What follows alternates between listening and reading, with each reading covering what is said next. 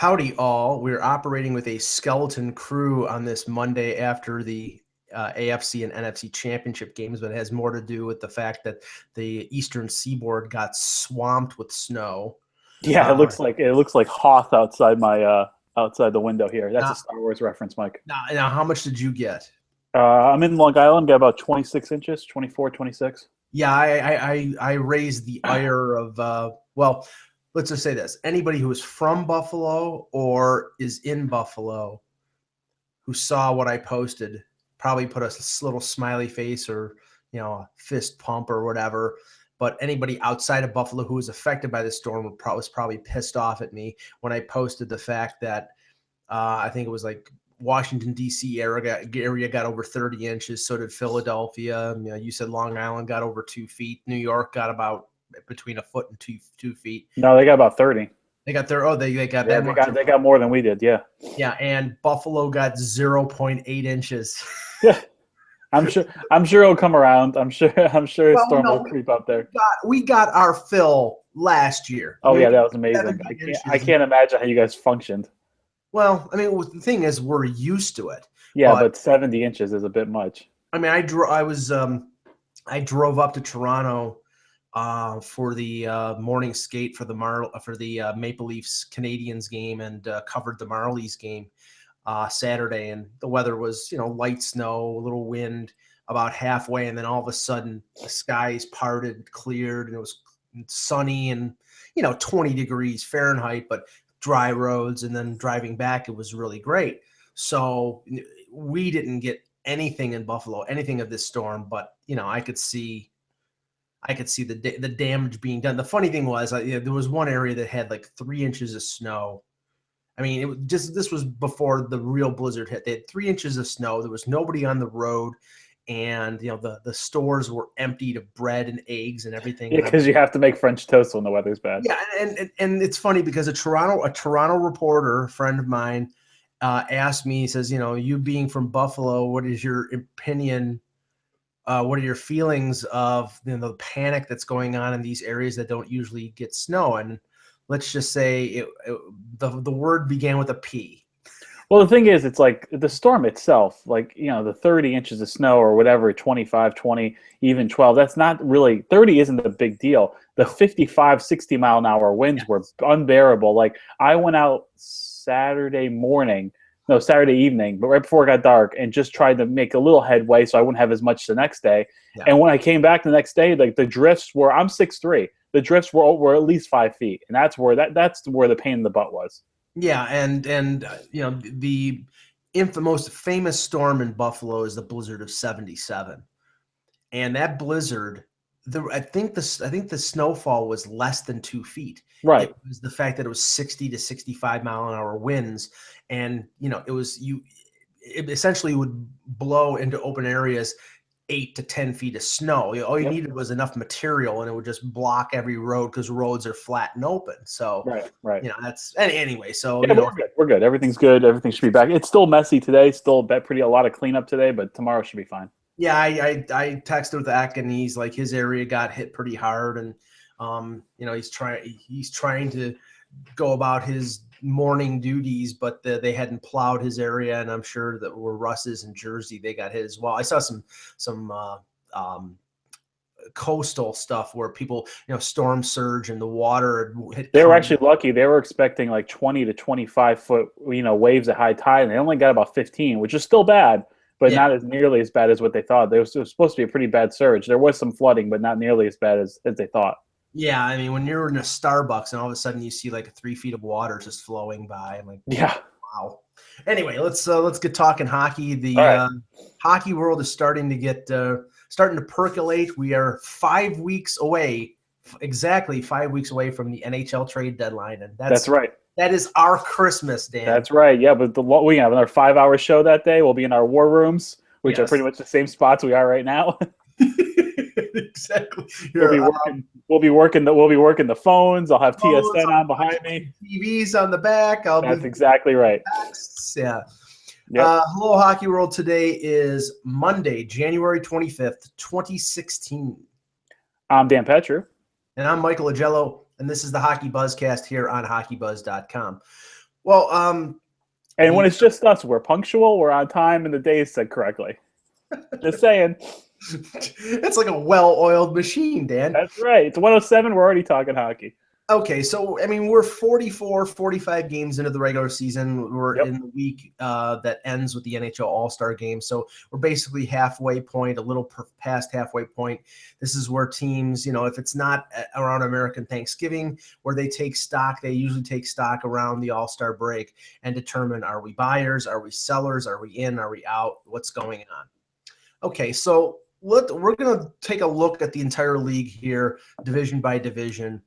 Now, one of the things that when I posted on the blog was overachievers and underachievers, and I have to fess up because when we did our season predictions, and I said my prediction for the bottom 4 teams in the league, 3 of them are either in a playoff spot or very close to a playoff spot.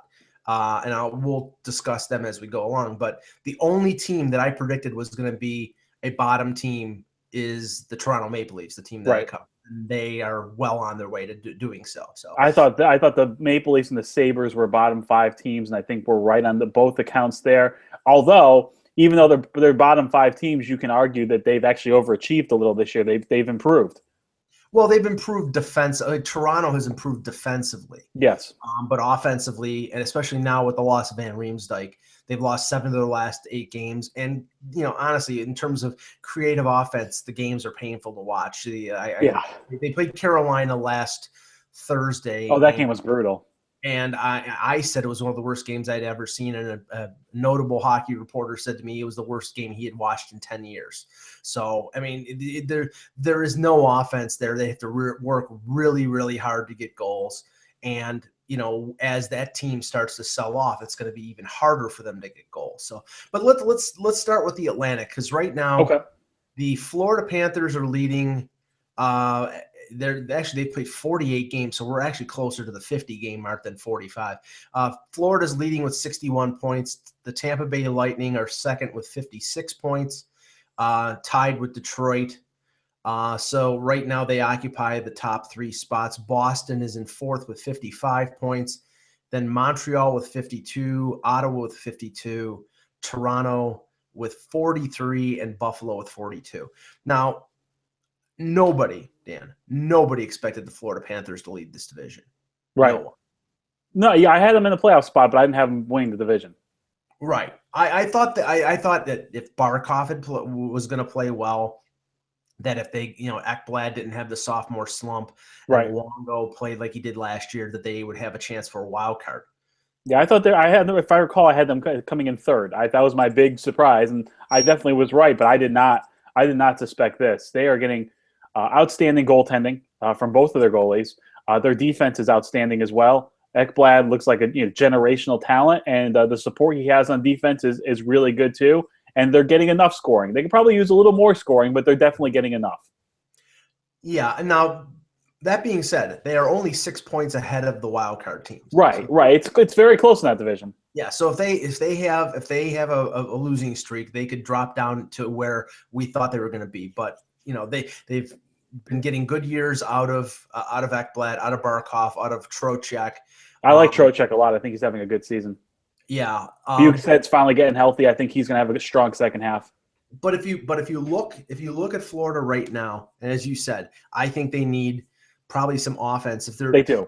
I don't know if they're going to be legitimate Stanley Cup contenders, but there's enough veteran leadership there. I mean, I'm sure they want to go at least a round. They're right. The investment, it's worth the investment to go out. Not that they have tons of prospects, but if they pay a reasonable price for a couple rentals, I think Dale Talon will do that. Plus, there are a couple big rentals out there in the names of Bufflin and Ladd, who he has a long record of knowledge of back to his Chicago days. Right. That might be available. So they might dip into that, but that would be a much higher investment in terms of what they would have to trade to get them. But I think that team is a solid team right now. But I mean, I think they're going to add something at the deadline. No, I agree too, and I think Bufflin seems like the right fit there, doesn't he?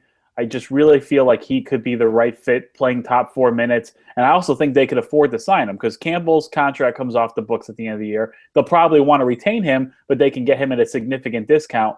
And boy, if you put Buffalo and Ekblad together, where you have the responsibility that Ekblad has, and you can let Buffalo be that rover that he is, you could have a dynamic first pairing for the next 3 or 4 years. But as Eck reported late last week, and as it's coming out now, it's starting to sound like Winnipeg is focused on keeping and trying to sign Bufflin, and more focused now on trading Ladd, which is weird. Which you for the longest time it was the other way around. Maybe they have a better. They feel like they have a better chance of signing Bufflin than they do with signing Ladd. All I know is if Ladd's available at the deadline, almost every playoff team or a team that's close to the playoffs will be kicking the tires on him. I also think it's the fact that Bufflin's a defenseman and Ladd is a winger. If Ladd was a center, I think they would be, he would take priority because center and defense, I mean, he's not a top line center. If he would have been a center, he'd be a second line guy, but still somebody who plays up the middle has more responsibility. Yeah, absolutely. I think though, like for example, Ladd, if he was available at the deadline, he'd be the perfect fit on the Islanders, exactly what they're needing right now. And if you look if they were able to acquire him and you look towards next season, I think you can make the argument that you'd rather give him the money that he wants than pay a comparable price for Kyle Okposo. Yeah, and the funny thing is if Okposo wasn't a UFA and maybe bound and determined to test the market this year, an Okposo for Ladd deal might make sense. Yeah, because he's from Minnesota, isn't he? So I mean, yes, he is. Yeah, so that would be relatively close in terms of geography. If he wants to be close to his family. But we'll talk about Winnipeg in a second here. Tampa Bay, yeah, the gift that keeps on giving for hockey reporters. I was at the game on Wednesday when in Toronto when Jonathan Drouin broke the Jonathan Drouin. He heard you were going to the game. Yeah, there you go. He hates me on the webcast, so he just didn't want to see me. But no, he doesn't come out for the warm up. And the funny thing was, I talked to the Syracuse head coach after the game, and it came out because the initial reports were he was like at the arena, and he said, "No, I'm not going out."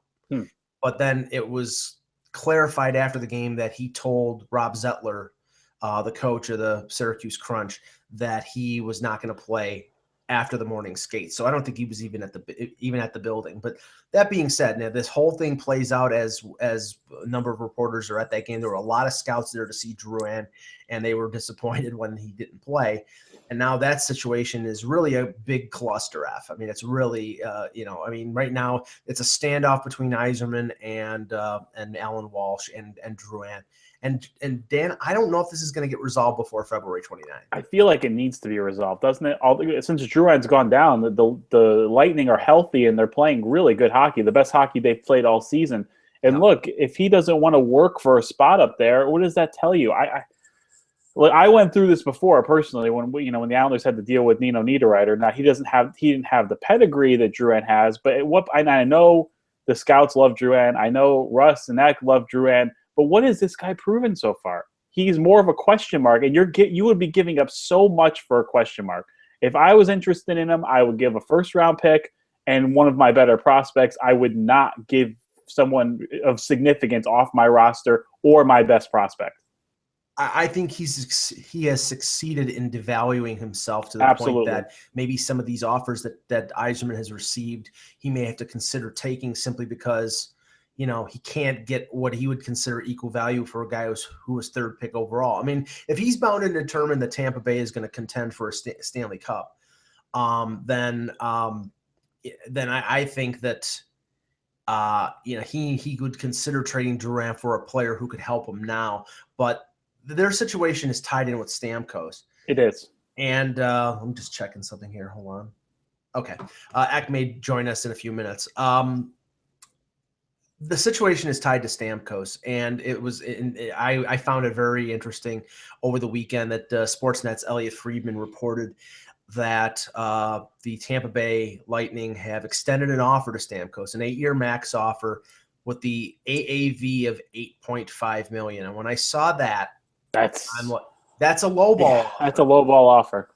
And I'm telling you, Dan. Okay, I mean, a lot of people in Toronto, especially, are debating it because obviously there's the fixation. I mean, one of the radio stations in Toronto has a countdown to free agency, saying Steven Stamkos is still available. So you know that the Leafs fans and some of the corporate entities that happen to be, TSN is owned. TSN, the radio station that plays it, is half owner of the Maple Leafs. So it's sort of, there's a little bit of cross-pollination there. But it's not tampering. No, it's not tampering because it's they're independently run, but still it's a little curious. But what I'm saying is, with the Kopitar contract, and he did not give them a hometown discount. No, he didn't. Now, he got market value. He got market value. He would have got that in the open market. And the thing is, and I wrote about this yesterday. LA is in a situation where maybe they would have wanted Kopitar to take a hometown discount, but the thing is that most of their core group, Doughty, Carter, Quick, Gaborik, if you consider Gaborik, and now Kopitar, are all locked up for 3 years or more. They'd probably want to move Gaborik if they could, or Dustin Brown. Right. Well, good luck. I mean, good luck on Dustin Brown. What's the Foley's contract? I think he only I'll look that up. He only had a 2-year extension. It was a bridge. So maybe 2 years down the line they try to trade Gaborik. But right now, the point I'm making is, with Kopitar locked up, all the main pieces in LA are locked up. That's true. In Tampa Bay, within 2 years, almost every player is up for contract that is important to them. Hedman. Yep. Kucherov is up next year. Johnson, Palat, Killorn, Bishop. These are all guys whose contracts are either RFA or UFA that they're going to have to pay. And Toffoli this year and next year 3.2. Yeah. So I can't see. Yeah, I'm just looking at Tampa right now. Tampa's screwed. Yeah. I mean, either they're going to trade 3 or 4 players. See, the thing is, trading 3 or 4 players or letting Stamkos go has the same exact effect. It weakens them. One way or the other. If they sign Stamkos or if they let Stamkos go. If they let him go, they're weakened by not having Stamkos. If they sign him, they're weakened by the support players being gone. Right. And next season for Tampa, 16-17, Killorn. So I'm sorry. It's at the end of this year. Killorn's an RFA, and Nemestikov's an RFA, and Kucherov's an RFA. The following season, Palat and Johnson are RFAs. Yeah. And Hedman's a UFA. And Bishop's a UFA.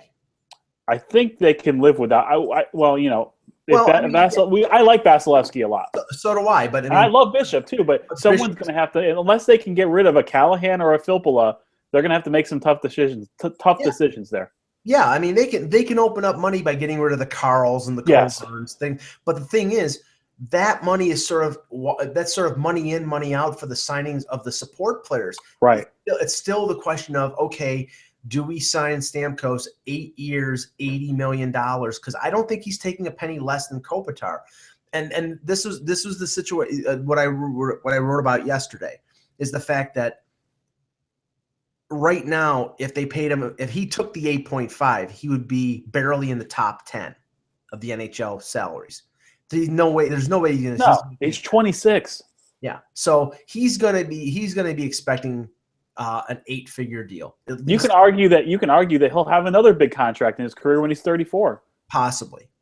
Maybe not as big as this, but still, he's still going to be. If he stays healthy, he should still be a very good hockey player at age 34. And the other factor that popped up yesterday, Renaud Lavoie from TVA Sports reported that the league, the escrow amount is increasing from 16 to 18%.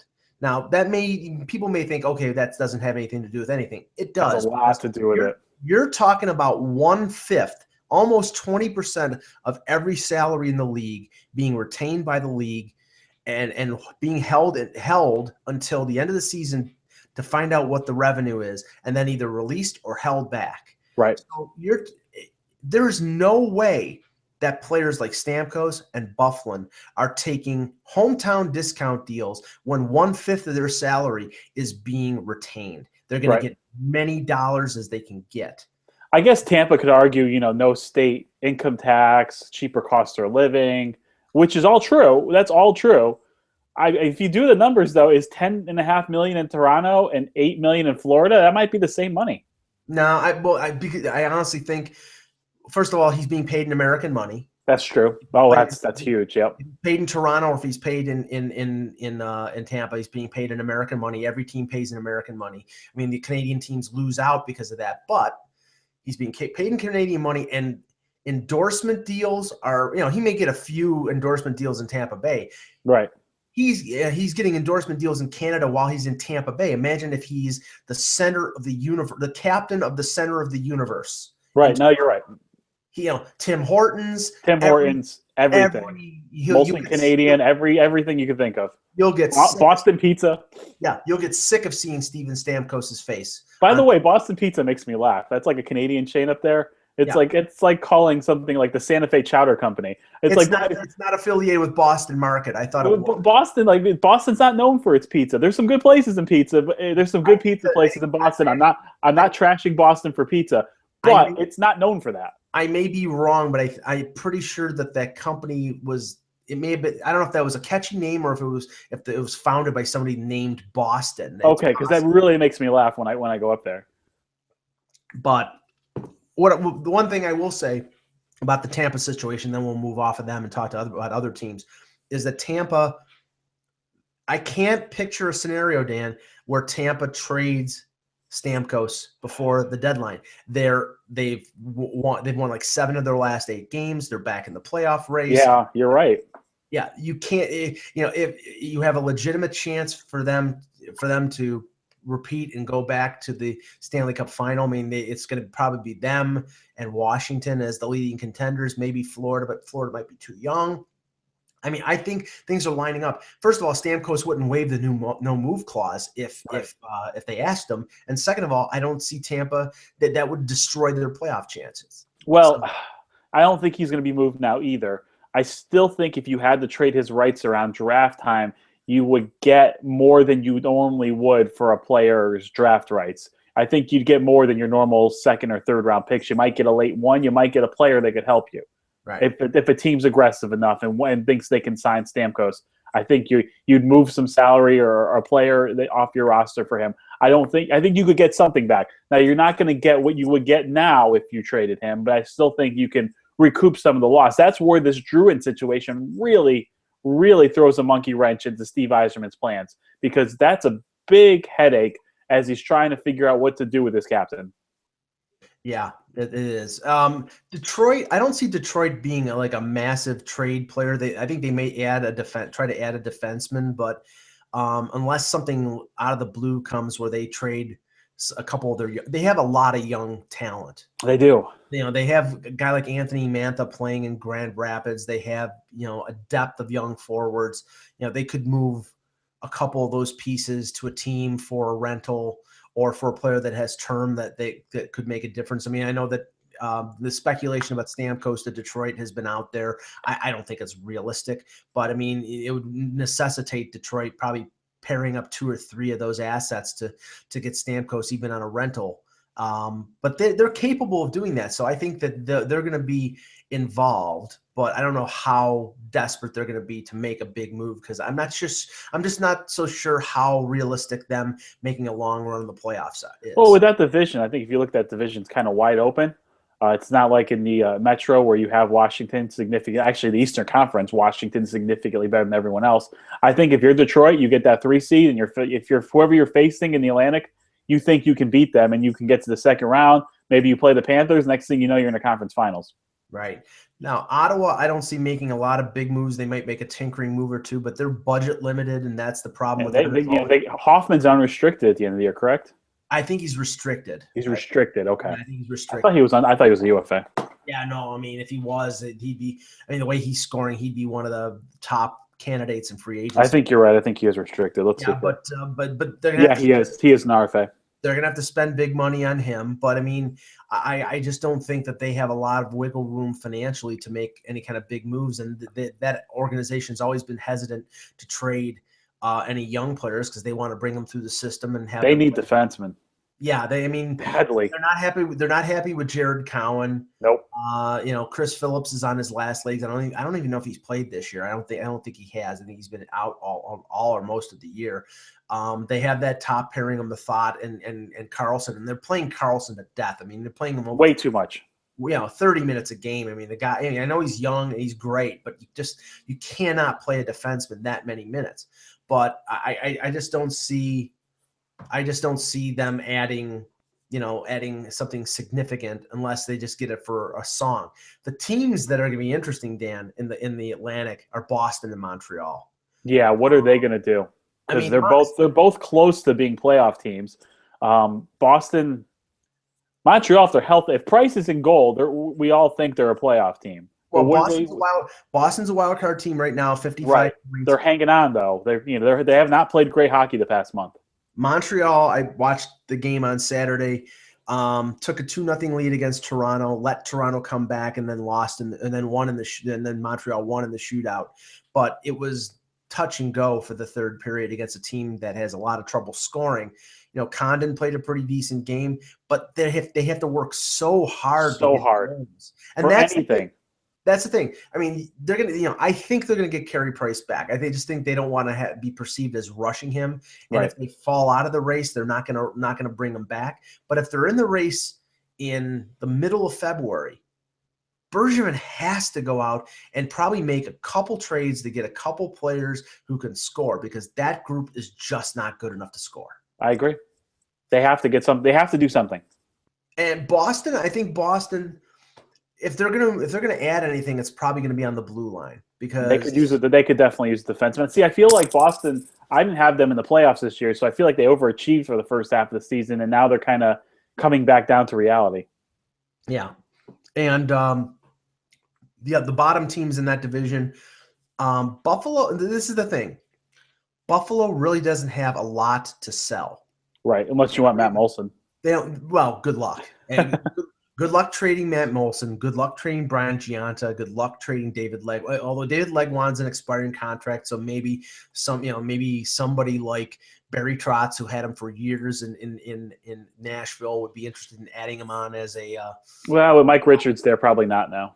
Probably not, but that's. I mean, I'm just saying that's a possibility if Buffalo ate money. But right now, they're only UFAs, other than the Carlo Koliakovos, are guys like Legwand, Jamie McGinn, and Marcus Foligno. And I don't think you're going to get a ton for any of those. Marcus Foligno is young, so maybe a team like a team that is looking to retain him would trade for him and try to sign him.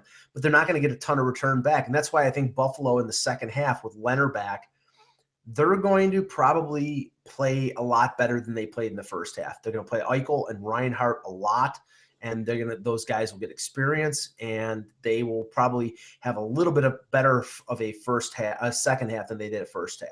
And I think Eichel too, regardless of his points haven't always been there. If you watch him play consistently, he is the best player on the ice almost nightly.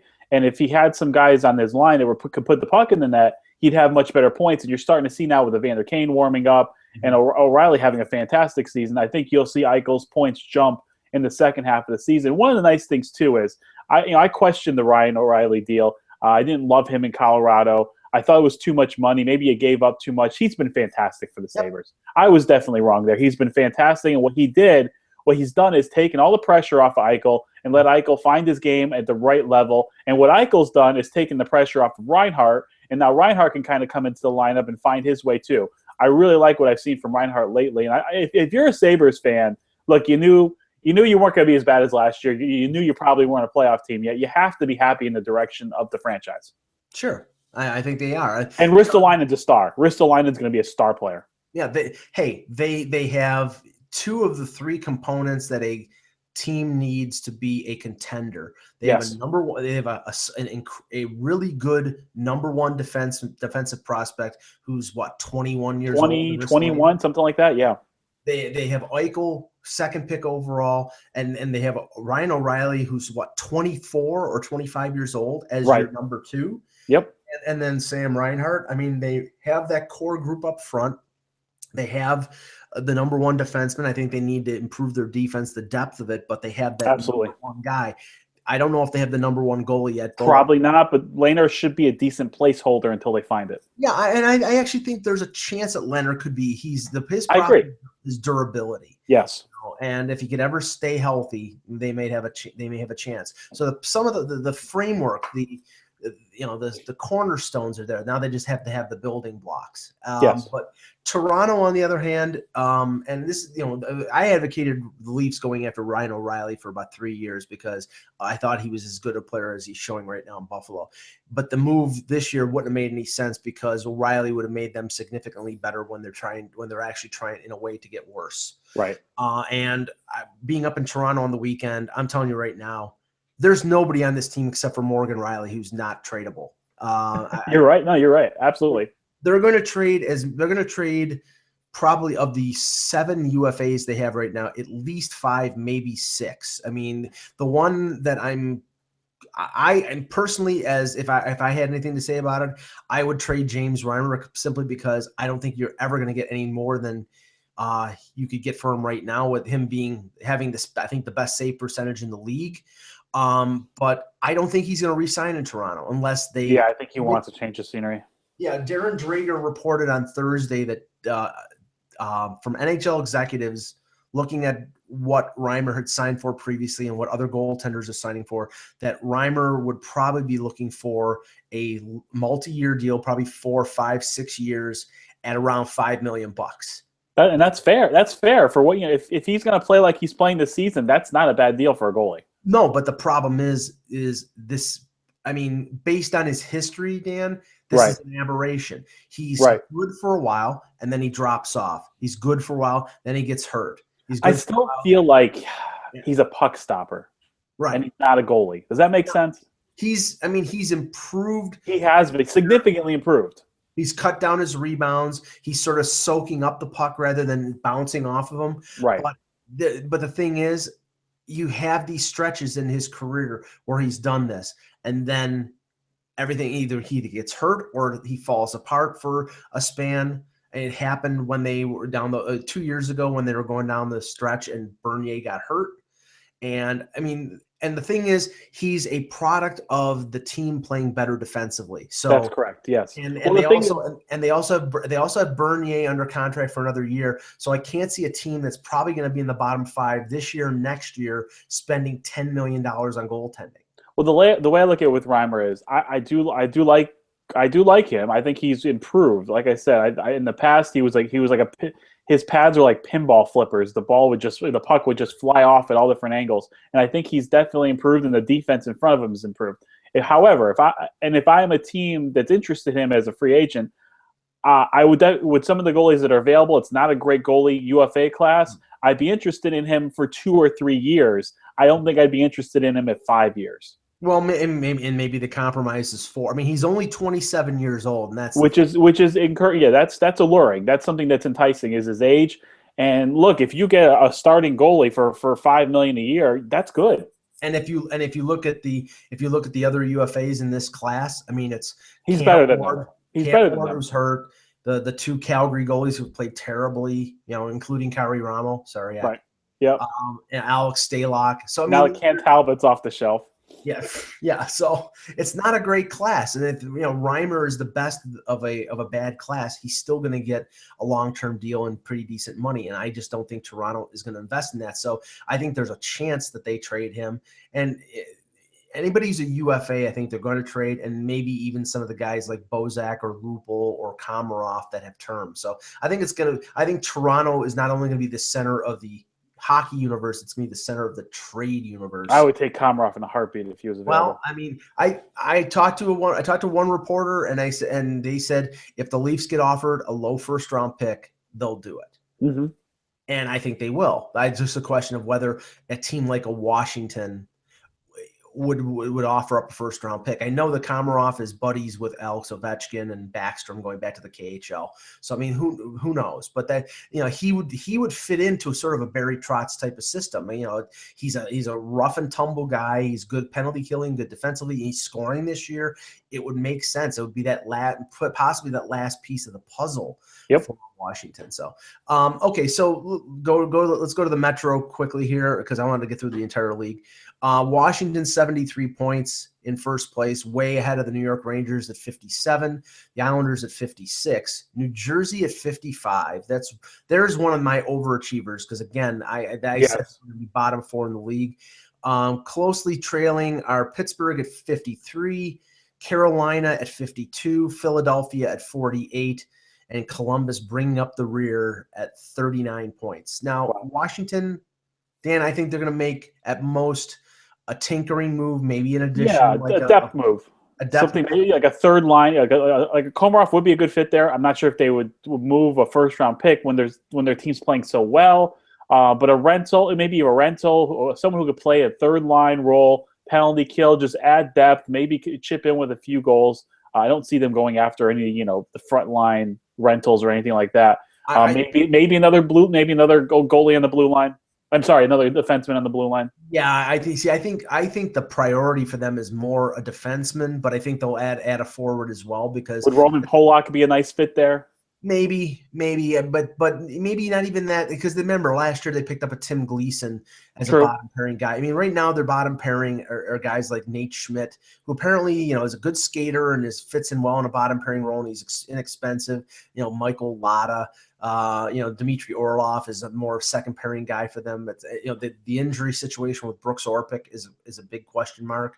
So if Orpik is out for the rest of the year, maybe they're in on a bigger rental. Maybe they go after Bufflin if Bufflin's available. But if not, I think they still either way are going to have to get themselves an experienced bottom pairing guy for insurance. So right. If it's not a Polak, it's somebody like a Polak. Yep.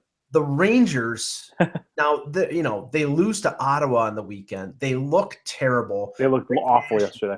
Rick Nash is out. He's supposedly it's a day-to-day thing, but the Yandel situation. I mean, Dan, in a way, I think they're going to be sellers in a way. I mean, they're going to sell Yandel because they're going to lose him at the end of the year for nothing. So I think they have to sell him. The problem with the Rangers is they need help defensively.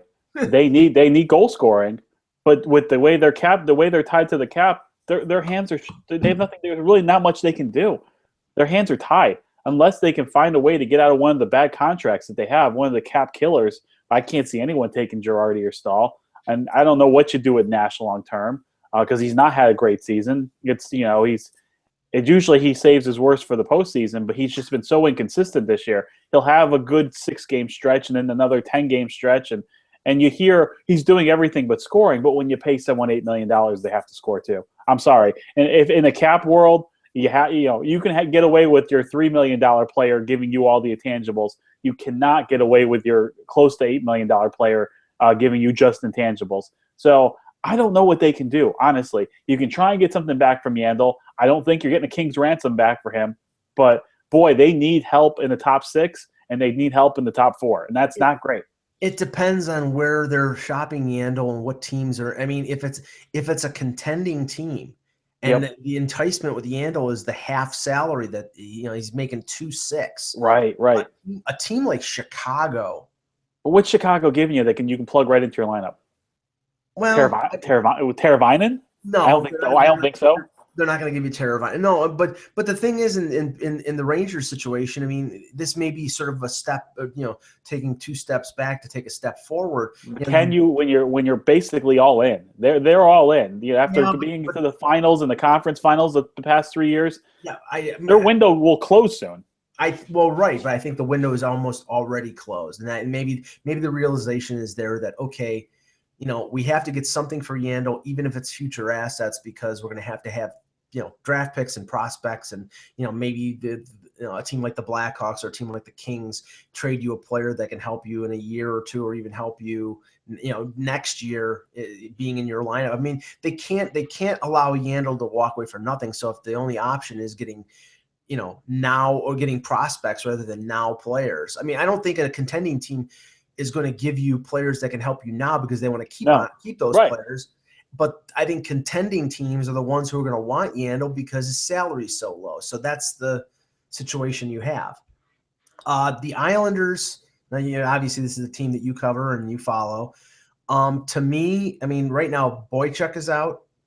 Hamonic is just coming back from an injury. Yep, he scored his first game back. Yeah, so I mean, the defense. It's not as big a question mark as it was. I used to harp on their defense for years. No, the defense is fine. It's better now, but I think that this team needs to add a top 6 forward. But I agree. I don't know whether, if is the Eric Stahl situation going to play out where he's being shopped? Is Andrew Ladd out there as we were talking Andrew about? Ladd would be a good fit. But I mean, those teams are not going to want Kyle Oposo. They're not going to want rental. No, but you could give them a first-round pick and a prospect.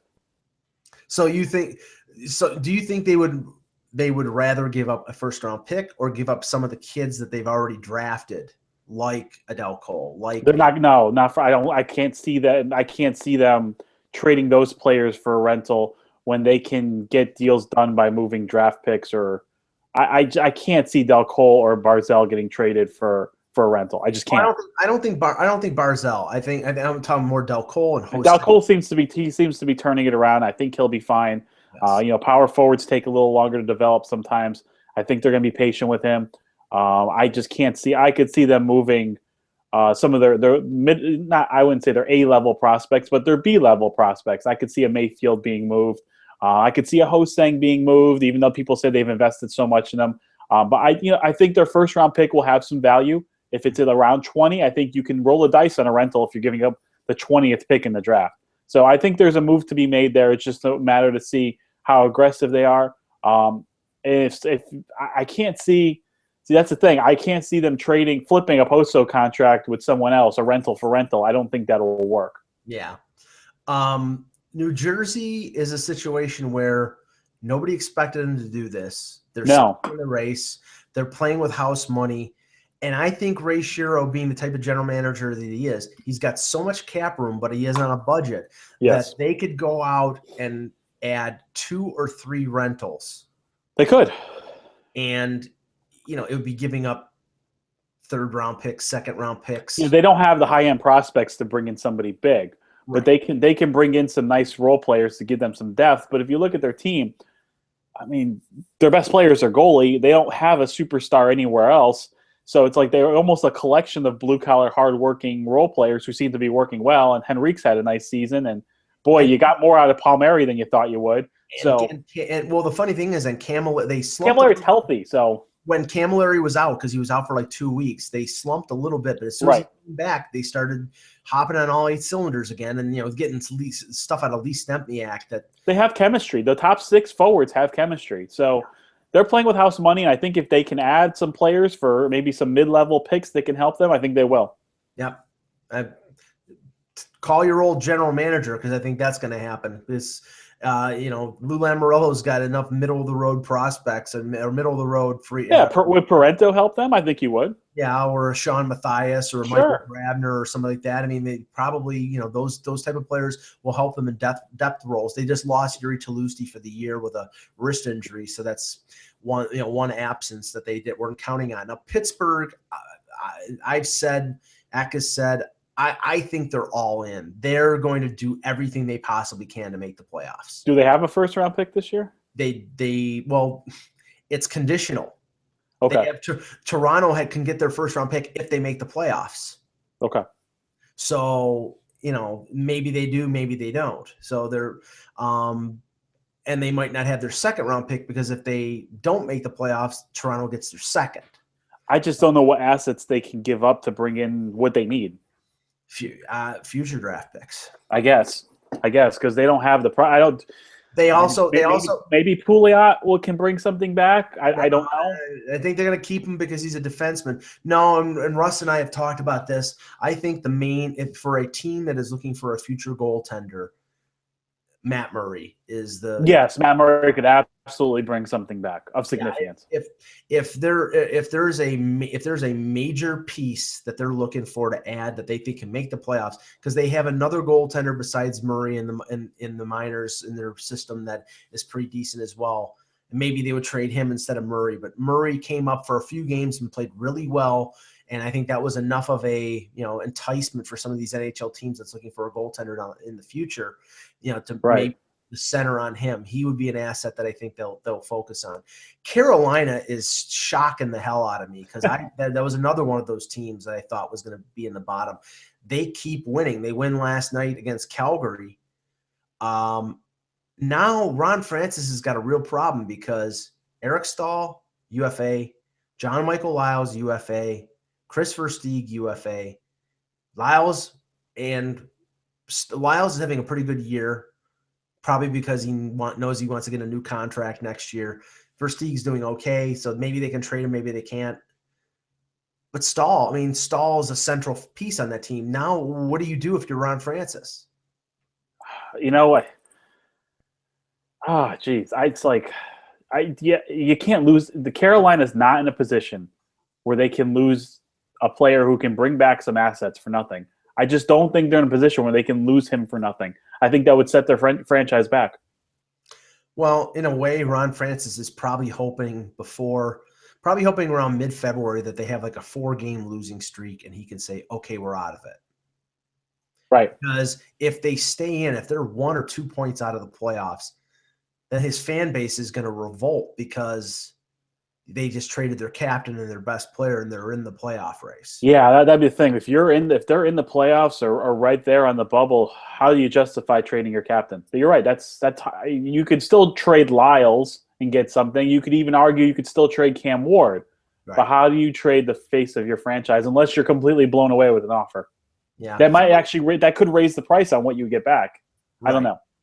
Philadelphia, I see more as they'll sell a couple pieces. Maybe they trade Medvedev if they, realistically, are they in the playoff race? They're 7 points behind the wild card. Probably not. But I don't know how anxious they are to trade the Braden Shens and players of that nature, even though their names have been out there for a while. So they may take a limited seller role at the deadline, but I don't know how anxious they are to clear out a lot of players. I think if they ate some of Mark Streit's money, they could get something for him because he could still play. Problem is they can't. Yeah. They've retained 3 salaries, so they can't. Oh, that's right. Yeah, you're right. They can't do any more. Can't do any more. And, good luck with Andrew McDonald. Do they buy him out at the end of the year with 4 years left in the contract? Yeah, I can't say I'm surprised about this one. I said that he wouldn't make it to the end of his contract. I didn't think it'd be after a year and a half. I know that Eck has reported, there's some rumors about Hartnell being moved. There's some rumors about Feder Tootin being moved. Maybe I'm surmising that I think they'll trade Jack Johnson because, now they have that young core, the young defensive core, Murray and Werenski and Seth Jones, and maybe they'll try to move some of the old guys out. But again, the contracts on these players are big, and that will necessitate Columbus retaining money. And that's a budget team, so I don't know how anxious they're going to be to retain money for 2 or 3 years on these guys. I still feel like if there's someone you like on Columbus and you make them a good offer, they can be had, with the exception of like Seth Jones and they're not other players. They're not. No, they're not trading Murray. They're not trading Jones. But if you make a nice offer on someone that they'll take it. Yeah, and the die is cast for Columbus because Bobrovsky is out for the 3rd time this year with the same groin injury. It's shut him down. Just shut him down for the rest of the year. Yeah, and Anton Forsberg and Jonas Carpasalo as their 2 goalies. I mean, Carpasalo has shown some flashes that he looks like an NHL goalie. He's just not ready. Right, but they're in a position here where I think they're locked into either 29th or 30th. Absolutely. Yeah, absolutely. For Jarmo Kekalainen, that's a good scenario because that means you're either getting Austin Matthews or the 2 Finns or Matthew Tkachuk. Yeah, there is definitely some rewards. There's a carrot to the end of this horrible season for them. Right. In the West, in the Central, we got Chicago at 70, Dallas at 65, St. Louis at 64 as the top 3 spots. The surprising Colorado Avalanche at 55, Minnesota at 54, holding the 2 wild card spots. So 5 of the 7 teams in the Central are in the playoffs. The Nashville Predators are 2 points behind with 52. And then you go all the way down to the Winnipeg Jets at 45. Now, Chicago, we're not going to waste a lot of time here. I just think they're going to probably try to add a piece here or piece. Yeah, depth move on defense, depth move up forward. They've been winning a ton of games, and still they make Ryan Garbutt for Yuri Cash. They add Richard Panik. Yep. Stan Bowman's not going to stand by. if there's a way for him to open up space, like if he can find somebody to take Brian Bickle's contract off his hands and open up some space, then maybe he goes out and adds another player. I mean, he had, he had to strike while the iron is hot. This team is one of the best teams in the league, and you got a chance to win a 4th Stanley Cup in 7 years. Right. You got to take the chance. Absolutely. I don't see them doing much. I think Dallas needs a defenseman, maybe 2. I think they're gonna, if anybody is seriously trying to acquire defensive help at the deadline, it's going to be the Stars. Well, and there's been a couple reports. When I was writing a column last week about deals that I think the Leafs could make or would be in the realm of possibility, I put a Dion Phaneuf to Dallas trade out there. He would help. He would absolutely help them. Now, ironically, the website, the Fourth Period, out of Toronto, reported that there was I know that there was a Dallas scout at the Leafs game in Philadelphia last week. There were 2 Leaf scouts at the Dallas game in Los Angeles. That in and of itself doesn't mean anything, but you've got Alex Goligoski as a UFA. You've got Jason Demers as a UFA.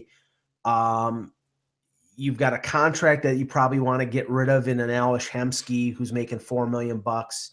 If they offered the Leafs a 1st-round pick and a prospect and shipped a Hemsky, $4 million for a couple more years back to the Leafs, I think that's a deal that the Leafs would do.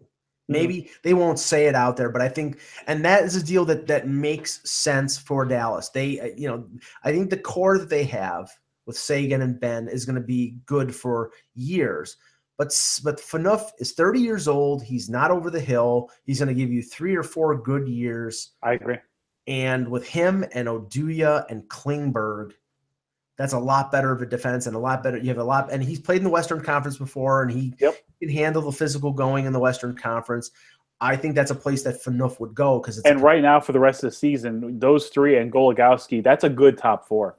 Yeah, it is. So I mean, it's a deal that makes sense. Does it get done? I don't know, but I think maybe this is the destination that Yandel could go to because it's not. That's expensive. A cheap fix. Yeah, that's a cheap fix right there. But I think that Dallas is probably going to have to give up a significant prospect and probably a 1st-round pick to get Yandel. So one way or the other, do you want a guy who's a rental and you spend those assets, or do you want a guy who you can hold on to for 4 or 5 years and maybe get the Leafs to spend a couple, retain $1 million, $1.5 million of his salary to do so? So right, I'd probably rather have the guy with term. Yeah. St. Louis is prominent in a lot of rumors right now. Their offense still is struggling, even though they got a lot of good forwards. The contract situation with Shattenkirk, who's up for UFA after next year, his name has been floating out there.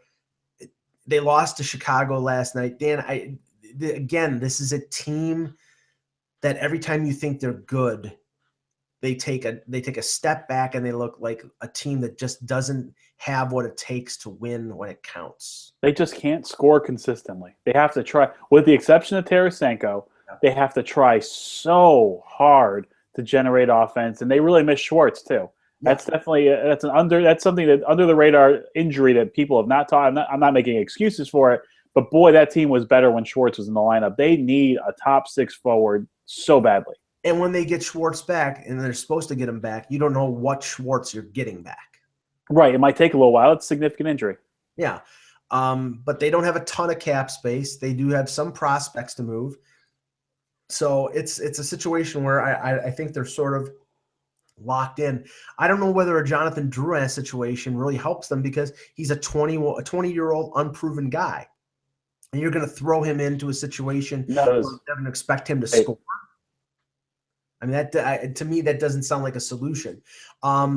Colorado, I'm genuinely shocked. I mean, right now they're riding Varlamov. I mean, he's so up and down. He's an absolute roller coaster ride. If he plays like he's playing consistently, they can make the playoffs, especially with some of the other teams in the division struggling. But their defense is not great. They give up a lot of chances. Their offense is streaky. Their offense is very, very good. That first line is dynamic. Duchesne, Landeskog, and McKinnon are absolutely dynamic, but it drops off a little bit after that. Soderberg's having a nice season, but boy, they could use some help. They could definitely use another goal scorer, and they could definitely use someone on the blue line. Yeah, I actually think Travis Hamonic would fit perfectly there. I think the blue line is where they have to focus. And yeah, I mean, Hamonic would make sense. I mean, although is Colorado close enough to? I don't know. Yeah, it is closer to Winnipeg. Yeah, and they play Winnipeg 2 or 3 times a year, so maybe that's enough to be involved enough or be close enough and be able to make trips home for his family. That who knows? I mean, but yeah, I mean, I think if they retain their current position, they're going to be buyers because they can be. They have but they have most of their draft picks. They have a couple prospects. I don't think they're going to go hog wild, but I think it does mean something for that organization to get into the playoffs. And I think they can, but they're going to need Varlamov to continue to stand on his head. Minnesota, to me, really is underachieved. You look at that roster. Why can't they score goals? When you look at the name on those names and that roster, why can't they score goals? Well, I mean, goal scoring is a problem league wide. I mean, but when you look at those names, they can't consistently score goals, and they have no cap space whatsoever, and they have a lot of guys making a lot of money. Well, I mean, their problem is they have good centers, but do they have great centers? That's true. They do not have a number one center. Right. He's good, but he's not a number one center. And he's starting to get a little old. Yep. Granlund, Charlie Coyle. I mean, Coyle. They play Coyle on the wing sometimes. I mean, most of their scoring talent is on the wings. Parise, Vanek, Zucker. I mean, most of their scoring is on the wings. So they're not strong up the middle. And as much as Ottawa overplays Eriksson, Ryan Suter is going to die on the ice the way he plays. He's playing sometimes 30, 31 minutes. It's nuts. They need scoring, but I don't know how they can fix their problems with the cap issues that they have. Yeah. Nashville is the Pittsburgh of the West. I think they're all in. They're all in, and I think that they're going to probably add 2 or 3 more pieces to hope for them to get into the playoffs. Offensively, I think it's all going to be forwards. They don't need defense. They don't need goaltending. It's going to be scorers. It's going to be bottom 6 guys, top 6 guys, whatever they can get their hands on. I think they're going to first round picks be damned. Yep. Prospects be damned. It's get in and win. And that's where I think they are. No, I agree. And Winnipeg, again, going back to we've talked about them. Yep. I think if it's Ladd, they can get a pretty good return. Yes, I think they can get a first round pick and a very good prospect. Yeah. In the Pacific, we have LA at 63 points, running away with the division. San Jose at 54. Arizona at 51. Vancouver is tied with Arizona at 51 points. Anaheim at 49, but they have games in hand over both Vancouver and Arizona. Calgary at 45 and Edmonton at 43. I don't put anything past Dean Lombardi in terms of making another move, but I think he's made his move. Yeah, I think they're in good shape with getting LeCavalier and Shen. And LeCavalier has played very well for them in that. Yeah, he has. He just going out there in a limited role. He's playing with very talented. That's not a normal fourth line he's playing with. Yeah. He's playing with guys who are probably third line guys on most teams. And he's also playing in the power play, and they're just telling him, look, just go out there and play hockey. Don't worry about your contract. And I think that, because every team needs a depth defenseman at the deadline, but they're probably going to get Green back at some point during the playoffs. So maybe that's, they don't need to go out and trade for another defenseman since they have Green injured, but he probably is going to come back. No, they're in good shape. San Jose is more interesting. The thing is, San Jose, they're not trading Marlowe, I don't think. No. They're not trading Thornton. They're not trading any of the big pieces. I think they're going to go with Martin Jones. I think maybe they could use a blue liner. I mean, I have heard Roman Polak's name in connection with San Jose, which would make a lot of sense. Probably would be a draft pick and a prospect for a guy like him who's a hole plugger and a bottom pairing guy. But I don't see a lot of moves here, but I think they're limited buyers. Yes, I agree. Arizona. Yeah, well, I don't know. I think if they can add someone that they want to keep, I can't see them trading for rentals because there's a long-term plan there. So I think if there's someone that comes across that they can move and keep for a few years and is part of what they want to build as their core, I see them making moves. Yeah, But but other than that, I don't see them being aggressive buyers. I don't think aggressive buyers. But the thing is, it's like they have Michael Bodker as a UFA, so they're Yep. probably going to trade him. Right. And I don't think they're not going to give up any of their top prospects in the organization. They're not going to trade. Obviously, they're not going to trade Dylan Strome. I don't think they're going to trade Christian Dvorak. But I do think there's a possibility there. I mean, I think that organization, I think they want to make the playoffs. So if they do, I think so too. I think maybe they move a second or third round pick to get a rental if they need to. I think maybe them in Toronto could work. There could be some players there that Toronto would want to move where there'd be a good fit there. I think they could get somebody. It's sort of like a buy sell option. I think they're going to sell Bodker and then get somebody to Right. replace Bodker. I agree. So Vancouver, I see them more as a seller, but they're hanging in there without Henrik Sedin. Yes. They have these.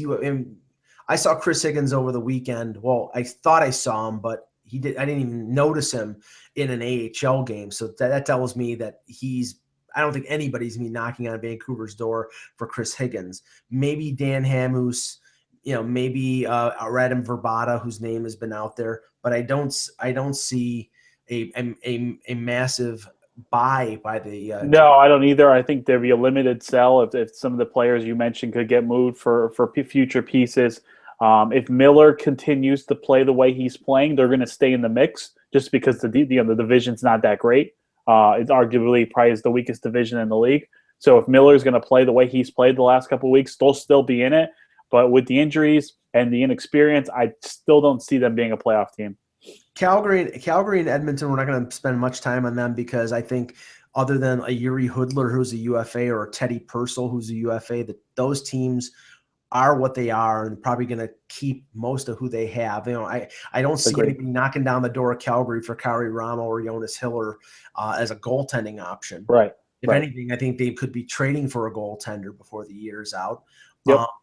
But I think those teams are going to pretty much stay the same. And again, like with Buffalo, I think they're going to improve as the second half goes along. Edmonton will get McDavid back after the All-Star break.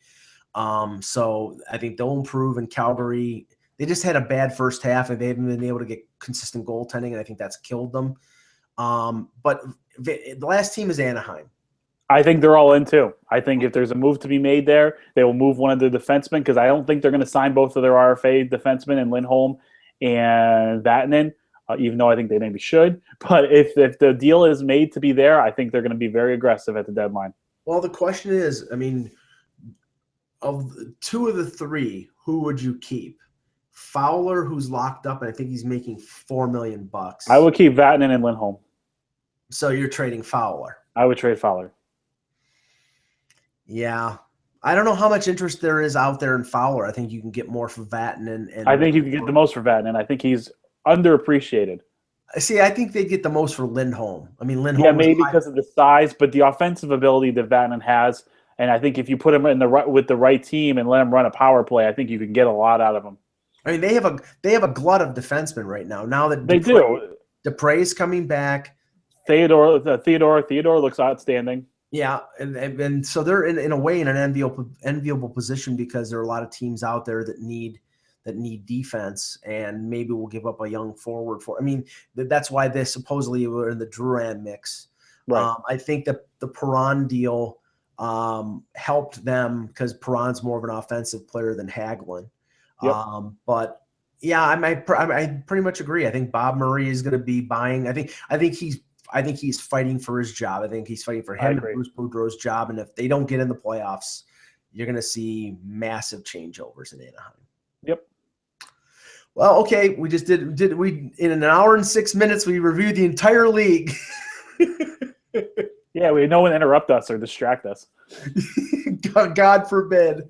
Ack should be back tomorrow. We should have a full crew with Dan, Russ, and Ack, and we'll discuss probably some of the same stuff we just talked about today.